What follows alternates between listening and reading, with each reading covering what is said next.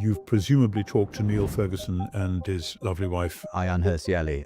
I was invited to go to tea with them a few weeks ago. The whole family were baptized. And Neil said what had made him open his eyes was seeing his wife being, as he said, raised from the dead. I mean, I've known that in my own family, in my own lifetime.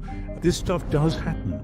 Often people feel like, well, it isn't happening here, though. Is there something about the Western mind and philosophy and the sort of disenchanted scientific age that we've essentially embraced? The very word supernatural gets it wrong, collapses into some form of Platonism. The other world, the supernatural world, is the real one, but sooner or later you're going to have to kiss goodbye to Plato if you want the full-on biblical Christianity. Probably time to talk about Acts 17. For that one chapter alone, chapter 7 in your book, this book is easily worth the price on the cover.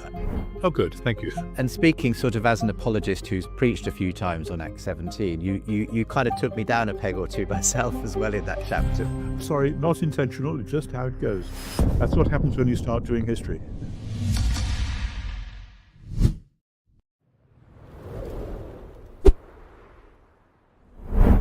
Welcome along to today's show. Tom Wright is Senior Research Fellow at Wycliffe Hall, Oxford University. He's the former Bishop of Durham and, of course, a prolific author. His most recent book is The Challenge of Acts. And we'll be talking today about how the rise of the early church under the Roman Empire, often through miracles, signs and wonders, speaks to our post-Christian West and its own modern search for meaning. We'll be taking a deep dive as well into Paul's famous standoff with the philosophers and thinkers at Athens in Acts 17.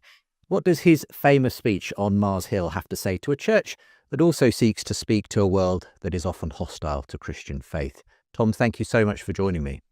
Thank you. Good to be with you again. It's lovely to catch up again. We've done a number of things over the